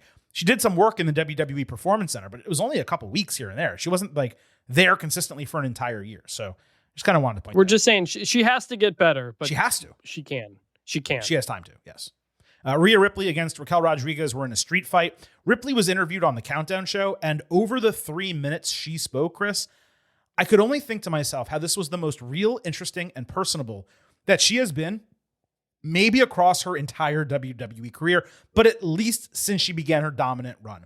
If you missed it, I put it on Twitter because I knew we wouldn't have time to play it here on the show, but it boggles my mind why this woman is stuck puffing out her chest, screaming, "Mommy's always on top," every single week on TV, when men equal to her star power or less than her star power are given so much time to actually show character and real personality. Even other women get these chances. Liv Morgan, Becky Lynch, Lyra Valkyria recently, but not Rhea for some reason. It boggles my mind. She's the top star in the entire division, and she needs to connect with fans on a level beyond the fact that she's beautiful and strong and talented. Here's what I would say. Why? Why does she have to? She's the biggest woman in the company by far. Why wouldn't they want her to just do the things that are working? I'm not saying because I agree, but I'm just saying, I'm not surprised that they don't let her do more of this stuff on the show because people want to see her come out, look amazing, say a mommy line, and cheer like crazy. 2 reasons why. 1, because that can be fleeting. That's only going to last for so long. We know this. 2, because just because you have something really good that's popular doesn't mean it can't be better. Okay? Great example. You have a McDonald's hamburger and people love it and they go crazy for it and they sell billions of them a year and there isn't competition, right? Burger King doesn't exist yet, or Wendy's or Culver's or whatever. And then Culver's comes out as a fast food chain and they just have a straight up better burger. Now, people still going to like that McDonald's hamburger, but there's other people who say, damn, that Butterburger is fucking sick. And that's really what I want on a more frequent basis. Now, it's not a perfect comparison because she's so talented that she really is that better burger already when it comes to in the ring and the look and the presence and the star power. So I'm struggling with the exact comparison here. But the point I'm making is that she can be better and deeper. She's 28 years old, man. She's already the top woman in the entire industry. And what you want to do is set her up for success, not just in 2025 and 2026, but in 2032. You want it to be where these fans, such a deep investment into her as a person, not just as a character, that they care about this woman and they're going to be fans of her forever. And maybe some already are, but I guarantee you people feel differently, I'm guessing, about Rhea Ripley than they do about someone like Becky Lynch. They were invested in her personal growth and development and struggle up the card. And right now we haven't had that with Rhea. All we really have, again, is that she's incredibly talented, looks like a beast, she's beautiful, and she has aura around her. You got to do the other part of it. You said looks like a beast and she's beautiful. Beauty and the Beast right there. All well, I mean, she's strong as hell. She's kicked my ass. Yeah, I know. Let's be honest. I'm just saying, I'm not surprised one iota that this is how they're doing Ripley, because this is she's already at the end point of what a WWE superstar is. Like, we got into Jey Uso because Right. he had an interesting story, and then when people got to him and they elevated him, then they just turned him into the yeet guy. Right. So like, that's where you go. And like, Liv needed to come up, Becky needed to come up, Rhea got put at the top and she's already there. And so it's on WWE to be willing to take a chance to let her kind of try some other things and grow, because she does in some ways need to get better on the mic. She's gotten way better than she used to be, but she's in that kind of that one note WWE top guy type of situation.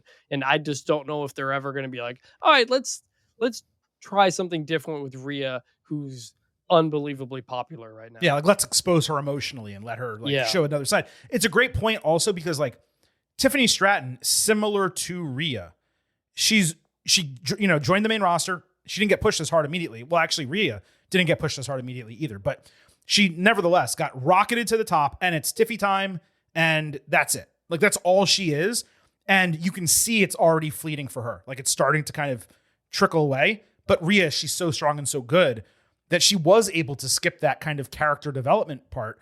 But it doesn't mean you still shouldn't want to develop her character.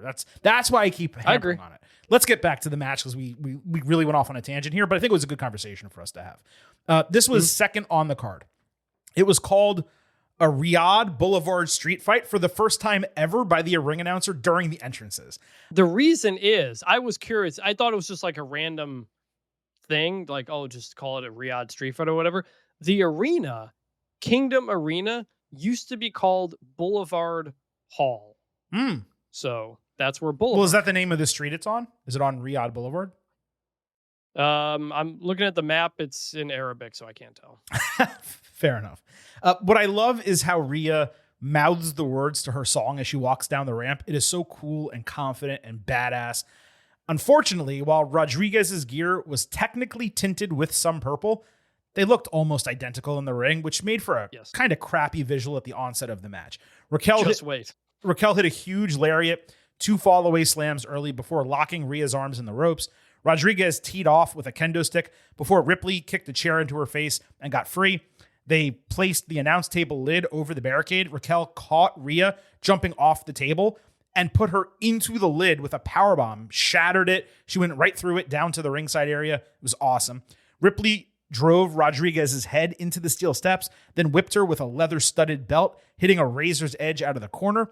Rhea had Raquel in the prism trap when suddenly Roxanne Perez ran in, dressed exactly like both of them, but tiny, breaking the submission. She tried a tornado DDT ringside. Rhea stopped her cold for a suplex, put a trash can over her body, and hit a shining wizard to her head. Raquel took advantage of the distraction, running Rhea headfirst into the steel steps, hitting her corkscrew Vader bomb. Rhea countered a Tahana bomb with a Hurricanrana, only to eat a big boot. A table got placed flat right over the top rope, so Ripley banged Rodriguez's head into it a bunch of times, and then hit a freaking avalanche riptide to the canvas for the 1, 2, 3 in 15 minutes. Excellent street fight, top tier finish.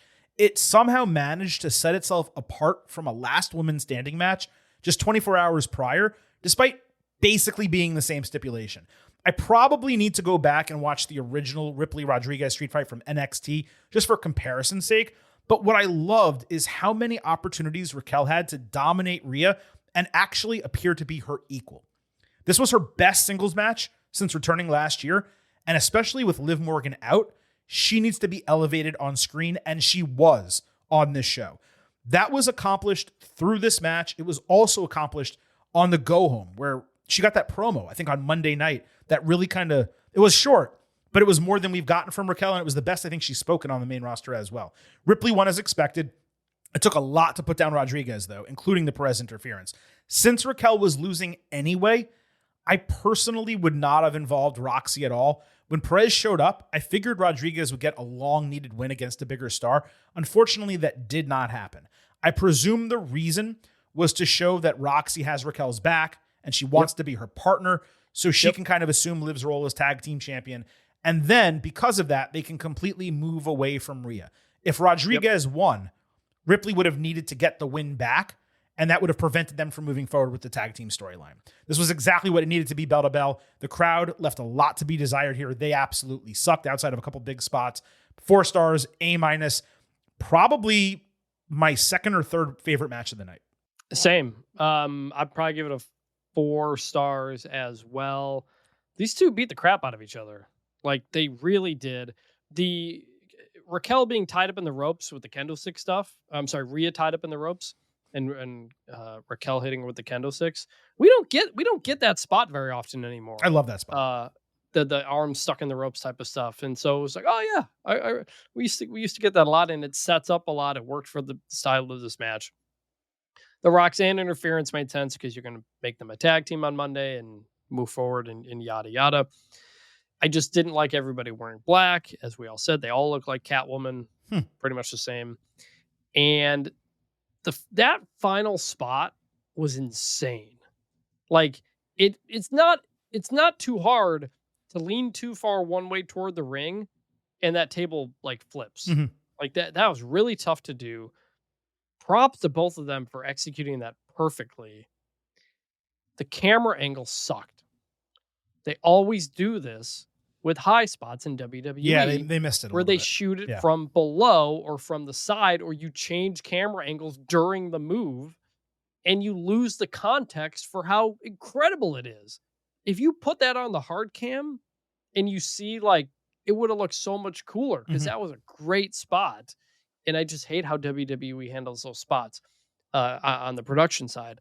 But terrific match from both of them. Yeah, you're completely right about the camera shot. I forgot to mention that, and it did stick out to me in the moment. I was like, oh, come on. Did you really miss that? And they don't... it'd be one thing if they replay it, right? Like, okay, this was it live. Look how sick this was from a different angle. But they didn't do that. And it was great. It was a great setup. It was a great execution in the finish. And yeah, Ripley stood tall, and we expected that to happen. United States Championship, Jacob Fatu defending against Solo Sikoa. First on SmackDown, we had Jimmy Uso against JC Mateo. Sikoa told Mateo to take care of Jimmy, giving him one last opportunity to rejoin the family. He intimated that they're just getting started. Cole compared Mateo to Taz, which I thought was a really nice shout by him. Solo distracted late. That allowed JC to recover, catch Jimmy, and hit Tour of the Islands for the win. Sikoa lifted his brother after the bell. He opened his arms, but Jimmy smacked him. Jacob saved before a Samoan spike. He took out Mateo with a pop-up Samoan drop and a double jump moonsault. Jimmy paid him back by super kicking Sikoa. That was after a brief stare down between the two faces. The faces later confronted one another in the parking lot, agreeing that they didn't need one another's help, yet they still shared a level of mutual respect between each other. It was the necessary result match-wise because Mateo is still fresh in the company. Dude needs wins. But it was a completely uninspiring match, and Solo's interference, it was so light and basic that it was like hardly an excused loss for Jimmy. If you're going to have Jimmy use and you want interference to be the reason for it, make it substantial. Just felt like everything was kind of moving in slow motion here. We've still been given no real reason to care about Mateo, and that is a failure by WWE introducing someone and not actually giving us details about them other than that they're an Islander. Well, they kind of did that in this match when commentary mentioned that JC Mateo was an Olympian, and I was like, oh, I didn't know that. Would have been nice to have been like told that in another form. Also, why does he need interference to beat Jimmy Uso? Jimmy Uso's like nothing. There's no standing for him. Let him beat Jimmy. Like, why not? So, yeah. So not only is Jeff Cobb an Olympian, he was the flag bearer for Guam in the 2004 Summer Olympics. Yeah. So it was pretty cool. And yes, they should lean into that. You think you'd want to emphasize that while talking about how big this guy is instead of never letting him say anything, and he needs interference to be Jimmy Uso. Yeah, you would think so. Now, in terms of Night of Champions, Sikoa attacked before the bell. Fatu quickly got up on him. Mateo was not ringside, by the way. Solo stopped the Tope Suicida, hit 2 Uranagis, one on the apron, one ringside. Then he mocked Jacob doing his hip attack and all his mannerisms, including his catchphrases. Sikoa hit a full release German suplex, but Fatu recovered quick for a German of his own. He added a hip attack and the Impaler DDT, plus a Swanton bomb for a near fall. Fatu went back to the top rope when Mateo ran down, distracted the referee. Tonga Loa returned, knocked Jacob down, hit a draping, spinning neck breaker with Solo covering for a false finish.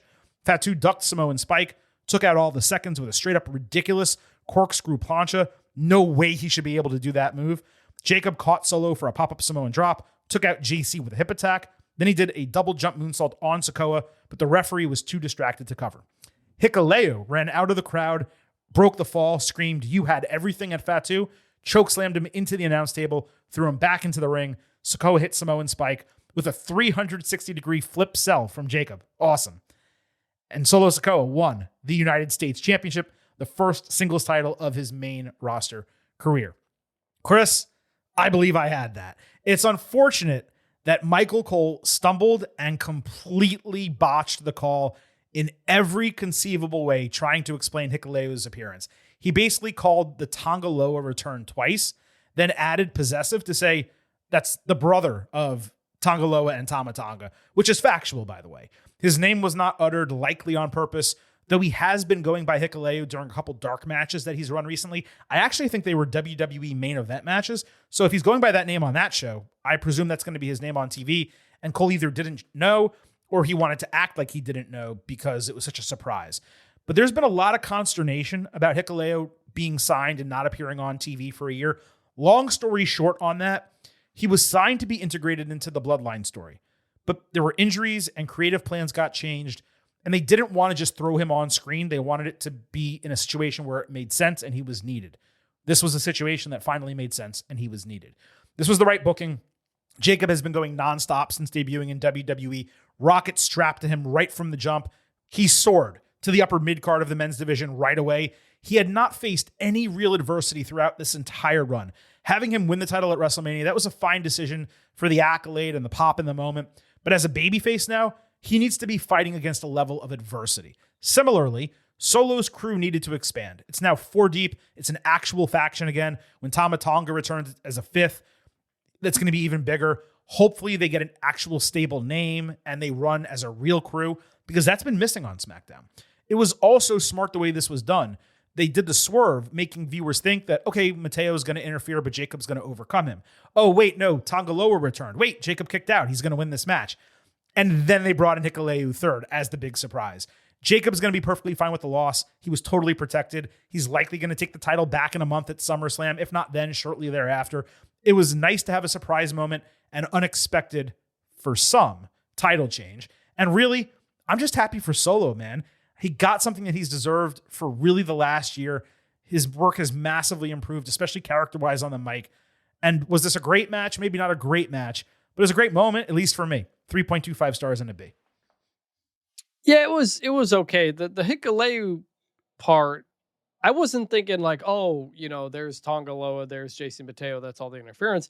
I was thinking Tama Tonga's still going to come out because he's the third. Like, we've introduced now, because it's been about a year, because it was Crown Jewel when Tama Tonga debuted in WWE, I believe, which was not long after. That's Tama when Tonga. Solo Sikoa pinned Roman Reigns, I think, for the first time. Correct. Actually, my brother texted me over the last 3 years, Solo Sikoa in Saudi Arabia has pinned John Cena, Roman Reigns, and Jacob Fatu. Yeah, it's crazy, right? He's the best wrestler. He's in the Saudi one. Arabia. He's the one for Saudi Arabia. But like, this group is massive, and I feel like we still don't know most of them. We do know Jacob Fatu because he went off and did his thing on his own, and the company really pushed him. But like the Gorillas of Destiny, or whatever they're called in the WWE, the Tongans, they've been in and out because of various injuries. Jason Mateo, we've barely gotten to know him. Now you're throwing Hikuleo in there, right as Solo is starting to branch out as himself and be more interesting and cool. And now he's got a potentially 5-member faction on a show that doesn't really have factions anymore. So like, I don't even know. It just feels completely unnecessary to give him another guy, especially because Solo was the least interesting as the leader of a faction. He was getting more interesting because there was less stuff. Can I tell you why? Can I tell you quickly why I disagree quickly? The reason why I disagree is because they're kind of losers. Like, they're a middling mid-card faction. They're not a dominant stable. When you're a dominant stable, you just need 4 dudes. But when you're losers and you need to send people out there, they're going to drop matches and look stupid and all that type of stuff. Having a bunch of guys that are kind of all mid, it's okay. And now Hikuleo, he actually does stand out different from the rest because they lost the Jacob Fatu of it all, which allowed them to stand out and say, okay, there's that guy. Like you have that guy and you have That's Solo. what Jason Mateo is. No, he's not. He's very different. Jacob Fatu and Jason Mateo are the same. They're not the same wrestler, but they're the same body type. No, they're definitely not. Jason Mateo is a bowling. Jason Mateo is a bowling ball. Jacob Fatu is a larger, athletic man. Jacob Fatu is much more athletic, but he's not like 6'5". No, but I'd have to look it up, and I will. I'll look it up while you're talking. But I would assume he's 4 inches taller than him. I'm just not excited by. I'm just not excited by yet another family member or adjacent family member.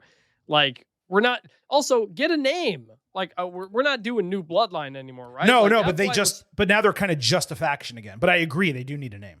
But that's why it was such a waste to go try to do New Bloodline. All that stuff last year was just a waste of Solo's talent and everybody's time. So I don't know. It's just like, all right, like they've got Tama Tonga to come back too. So it's just like, all right, another guy here. All right, I'm glad Solo won. He's been great. I just don't want him to get bogged down in faction stuff again. Yeah, I hope that he doesn't revert to being that guy. He still needs to be this comedy-ish kind of character that he's been, just with the title and kind of mock. He needs to be a mock faction leader as opposed to a deadly serious faction leader, because that's where he got the opportunity to thrive. By the way, I just pulled it out of my ass. I said 4 inches difference. Jacob Fatu is 6'2". Jeff Cobb is 5'10". And by the way, I think 5'10" is generous, if we're being fair. So it's at least 4 inches of a difference between them. So I was correct about that. By the way, Sikoa was hysterical on the post show. Speaking of him kind of staying in the comedy character, here's just a clip that I wanted to play. Cut the dead weight. Somebody else stepped up. How much does it bother you that they're yeeting right now? Yeet? They're yeeting, yeah. Does that bother you? What's it called? 4 letters, 1 word. Stop. I love that. That's so funny. But by the way, Hikuleo is 6'8". Yeah. So the difference between him and Jacob Fatu is more than the difference between Jacob Fatu. Of course. And Jason Mateo. That's the point. The point I was making was not comparing them to one another. It was that Jacob was a standout in the group, and now Hikuleo, as a tall dude who's monstrous, is a standout in the group. If you just had another guy that was like 6'1", along with Solo and Cobb and the Tongans, then you're going to be like, oh, these are all just a bunch of the same dudes. But now they have a tall, heavy on the group. And I am curious. I am curious what happens next with Jacob Fatu, because like the point we just made about Rhea, they very quickly turned Jacob into the all grass, no breaks, yeah, mean guy. Like right. Every time he showed up, he had to say that. And so now lose the title. Maybe we can get some more character and kind of do some more stuff. Yeah, I want to learn about, okay, you guys told me he shouldn't be in this company because he was in jail and he was too dangerous for WWE. Lean into that now as a redemption story. They didn't lean into it too much on here's why he's dangerous initially, which they should have. Would have been great to have vignettes of not him breaking out of jail or anything, but this isn't a WWE release going to AEW where you need to do a break out of jail vignette. But they could have done something about him on the streets and whatever the case. But now that he's a babyface, he's going to redeem himself as a person, but also in the ring by winning his title back. I want to see the personality of Jacob Fatu show on screen, because I've seen him cut promos in MLW and other companies. When they signed him, even before WWE signed him, I was a Jacob Fatu, I don't want to say fan, because it's not like I knew all of his stuff, but I knew enough. And I was like, man, if this guy ever gets with a major company, he's going to be great. He has such great mic skill. And they need to be able to tell the story with him as a person, because it will endear fans to him even deeper. And forget winning back the United States Championship. That's how you bring him into the world title picture at some point. Not this year, probably not next year, but sometime soon. All right, let's move to the final match we're going to be discussing, Sami Zayn against Karrion Kross. The crowd was obviously hot for Sami, both singing and chanting, but Kross got a great response as well. Zayn got some shots early. Kross largely dominated with brutal physical offense and a leaping Death Valley driver. Sami escaped Kross jacket, but got countered out of Blue Thunderbomb into a Doomsday Saito, where he almost landed on his head. Zayn ducked Kross hammer, hitting Blue Thunderbomb and an exploder suplex, but Kross countered Haluva kick with Kross jacket and a body scissors all the way down to the canvas. In a total break from protocol that we have seen over the last 10 to 15 years, the referee did 3 arm drops with Sam raising on the third. Got a pop because of that, and he eventually reached the ropes. Cross screamed at Zayn to say he was a liar. He kept running back into him with clotheslines, and he would do chops. But when Cross ran to the other turnbuckle for the third time, Zayn followed him, hit a haluva kick, won the match in 13 minutes. I know you'll agree with this off the top, Chris. As we have said so many times on this show, the arm drops create so much more intrigue and tension and drama when a knockout submission is locked in. That part of the match was great. And hopefully, this is a lesson for WWE to use this similarly in the future. I enjoyed this quite a bit. One of Cross's better singles matches in really his entire WWE career, but definitely on the main roster. It's just the way the end was booked. It really seemed like Cross should have won and Zayn should have been forced to reckon with his failing. There's really nothing gained from Sammy winning this, while for Karrion, it would have been a massive deal. Even if Sammy got the win back at Saturday night's main event or in 2 weeks on Raw or whatever the case. That's the way I would have booked it. But it being in Saudi Arabia and all, we knew Zayn was winning coming into the show, so it was hardly a surprise. That's about all I have here. The storytelling and character work, that played a significant role in my enjoyment because bell to bell, it was relatively slow and plodding just compared to what we would normally get in a Sami Zayn match. But that's basically all Cross can do. Even if he did look good here and the arrow is pointing up for him, 3 stars, B-. Yeah, I had wondered too if this wasn't in Saudi Arabia. Either you have Karrion Cross win or you have Sami Zayn have to cheat to win, and then Karrion's like, see, even though I lost, I won. I told type you of so, thing. right. Yeah. So, could have done that, but you're probably not doing that in Saudi Arabia. I did like the haluva kick out of nowhere, and that's a spot where the production, the camera work of it made it a surprise because the camera was zoomed in on Cross as he's going turnbuckle. Boom, all of a sudden there's Sami Zayn's foot popping into your screen. 1, 2, 3. So I liked that. The arm drop is what I've been saying for years on this podcast. It is the equivalent of a kick out. It didn't just get a pop when Sami Zayn put the arm on. It got a huge pop. Right. Like, that's exactly what you want in that moment. It's why I've been so annoyed that we go years with Gunther winning via sleepers, and it's just like, you out? Yeah, okay, and the ref calls it. And it's just a deflating ending instead of the 1, 2, 3. It's basic pro wrestling storytelling that's been in there for the history of the sport. I've been so baffled why WWE, usually, but not always too, does it's UFC style. Don't do that. I'm glad they did it here. It was a huge moment in the match. Just stick with that. It was so obvious. I'm glad we got to see it. Now, please go back to that full time. Imagine if that's how Jay won the World Heavyweight Championship. Yeah. Instead of Gunther tapping, and I know someone tapping is a big deal. I get that. But it happened so suddenly that it was ridiculous. But imagine Gunther. Let's say first it was Jay, right? Well, I'm okay with the tap out. That's something. No, I know you are. But that's a knockout hold. What Gunther and Jay do. That's literally what it is, but they did a tap out finish is what I'm trying to say. So imagine, because they did it back and forth to each other. So imagine if Jay goes drop, raises his arm. Then he puts the submission on Gunther, 5 minutes later, and it's drop, and you're conditioned. You're like, oh, he's going to raise his arm. That arm drops a third time. The bell rings. Jey Uso's the champion. It gets received so much better than this way. Good to see. Yeah.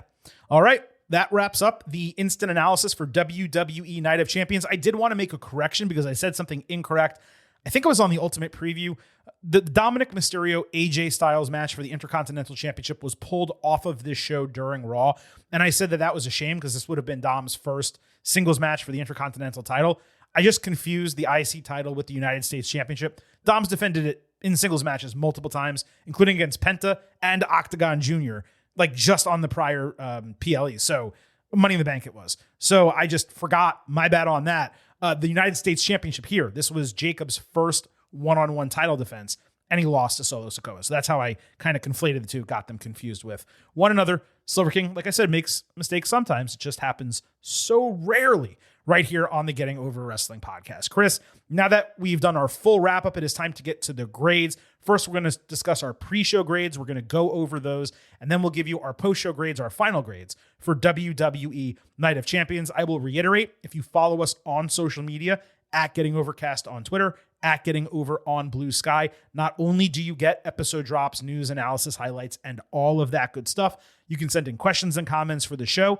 We will be reading those Tuesday on our Night of Champions second look in our next real WWE episode. You also get to vote in these pre and post show polls, which helps fill out this final segment of the show. So reiterating pre-show grades, Silver King came in at a 93 out of 100 A. Chris, you were at a 94 out of 100, also an A.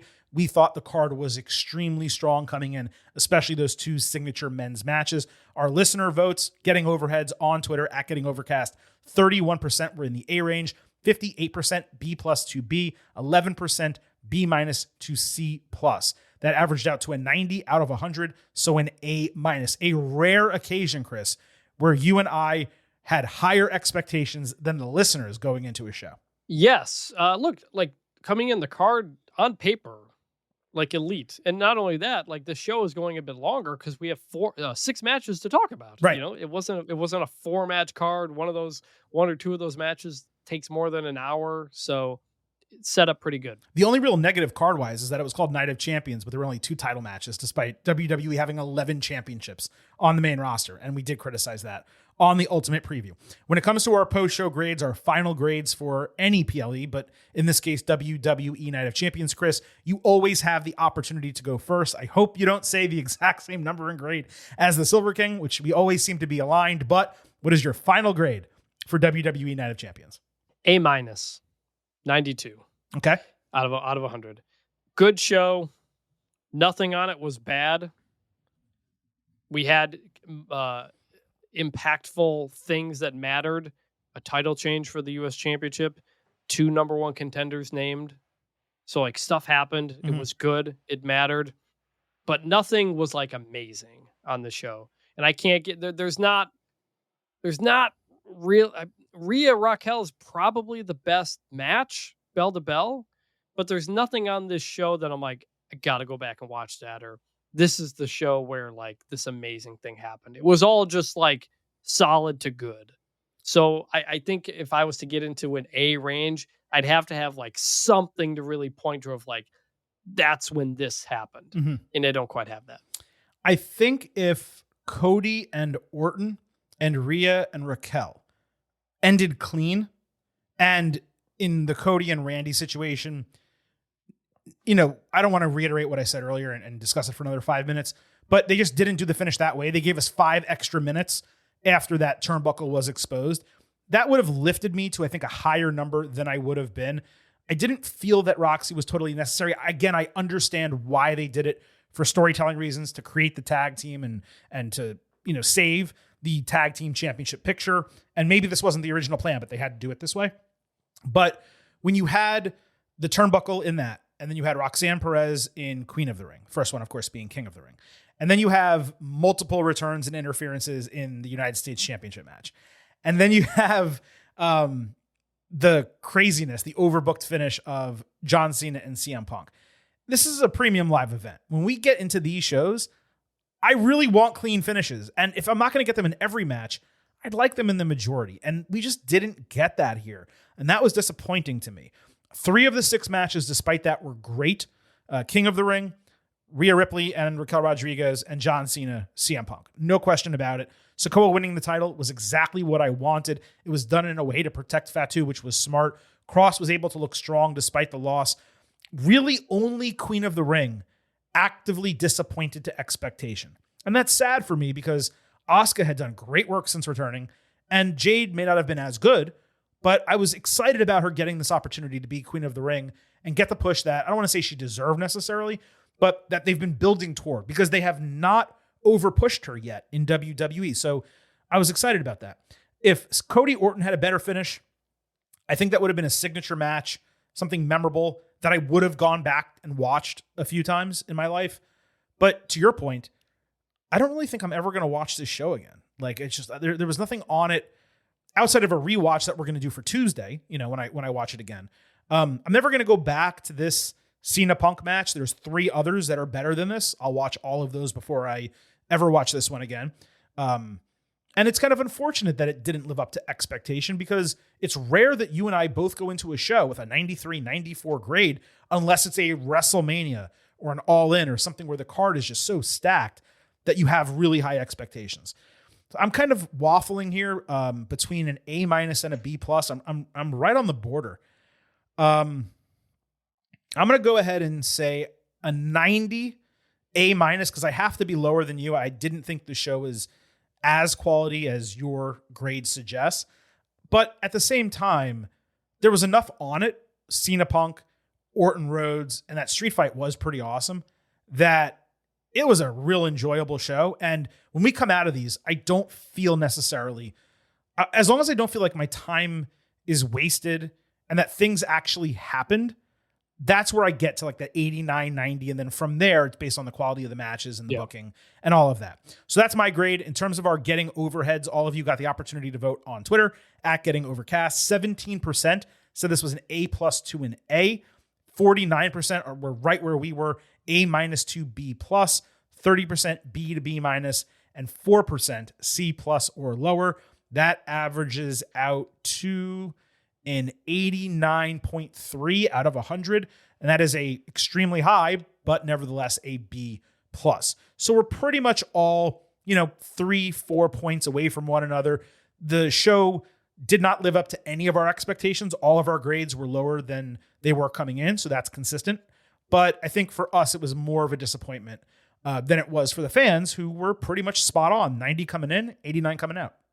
Well, I like that we had high expectations. It's rare that we go into a non-WrestleMania SummerSlam and I guess the Rumble and be like, I think this could be really good, because like I said, right, it feels like so many of these cards are like half cards or like 2/3 of a card. This was a legit big card, and I want WWE to keep doing that. Basically. Yeah, look, having high expectations is great. I think this may have taught us or reminded us to keep them muted if it's not one of those big shows. At least, occasionally. There are some shows where you look at it and you're like, wow, this card, it can really blow me away. And because of those two men's matches, Chris, and the street fight, I was like, man, this thing has a chance to be awesome. And it just, unfortunately, wasn't awesome, but it was still good. And my thing is always like, does consequential stuff happen on the show? Right. And that did happen here. And that's why I'm a little bit higher than you. Yeah. The wrestling was good, not amazing, and that's what keeps it from being higher. But we got a full card. We got title changes and number one contenders. Like, stuff happened. And so that is ultimately good. It's just the wrestling itself wasn't good enough to get it higher. Yeah, as fans of professional wrestling and WWE, people who are watching this product, my afternoon was not even close to wasted. I was fully entertained, and it was a great way to spend a Saturday, even if I would have preferred it outside, because it's going to soon be extremely hot here in South Florida. It's not quite there yet. You can still accomplish some things outside the house. I looked it up. It was at the time of the show, while it was going on, I looked it up. It was actively 97 degrees in Riyadh. Oh, God. And they were saying and something. It was going to get up to 107. Like, and it was at night. It was going to get up to 107. Were they saying something on the broadcast too about, like, I mean, there had to have been air conditioning inside, but they were saying like it's outdoors, so it's going to get hot or something? Like, I don't know. Everyone was sweating and stuff. I'm a little confused about that. It's a fully enclosed stadium from what I can tell, but they did make a comment about like CM Punk feeling the heat. Yeah, they were saying something like about the atmosphere, inside. Maybe it gets muggy in there or something just because of it's so hot outside. I don't know, but I found that to be interesting. That I figured it was an enclosed structure, but yeah, they were talking about it being hot, and that was kind of weird. All right, Chris, look, that wraps up this WWE Night of Champions instant analysis edition of the Getting Over Wrestling podcast. As mentioned, we will be back on Tuesday talking all things WWE. We'll take a second look at Night of Champions. Hit your questions and comments in case there's anything we missed. We got a lot of comments, by the way, on Tuesday's Ultimate Preview show. So we will have a lot of you factoring into the program on Tuesday. We'll also be back on Thursday talking NXT and AEW. In case you missed it in the podcast feed already, Silver King sat down one-on-one with former TNA legend, now WWE producer Abyss. That was part of an NXT show. We also did a separate AEW show this week where we covered 6 hours of all Elite Wrestling programming. So 4-episode week right here on Getting Over. Silver King gets a little bit of a break on a holiday week. Only 2 shows next week, but those are our normal shows, and we cannot wait to bring them to you. On the way out of this program, allow me to remind you that this show is all about Defy. So head over to Apple Podcasts and Spotify. Leave a 5-star rating on Apple. Take a little extra time. Leave a 5-star written review. If you do, we will read it live right here on the show. Don't forget, subscribe to us on YouTube at Getting Overcast. Full-length audio episodes, full-length video interviews, YouTube at Getting Overcast. I told you, social media at Getting Overcast on Twitter, at Getting Over on Blue Sky. And lastly, please do not forget, I happen to love the number 5. hope you do as well. $5 a month, $50 for the entire year. You can become an official Getting Overhead. Just visit buymeacoffee.com/gettingover. Sign up. You'll get bonus audio, the fastest 5 minutes in professional wrestling, instant reactions to every major show, and exclusive news analysis posts every week. Again, that is buymeacoffee.com/gettingover. We're a free show and an ad-free show. We would greatly appreciate your financial support. That is it for today. Enjoy the rest of your weekend. For Vintage Chris Vanini, this is the Silver King Adam Silverstein signing off and leaving you with just 3 final words. Bye for now.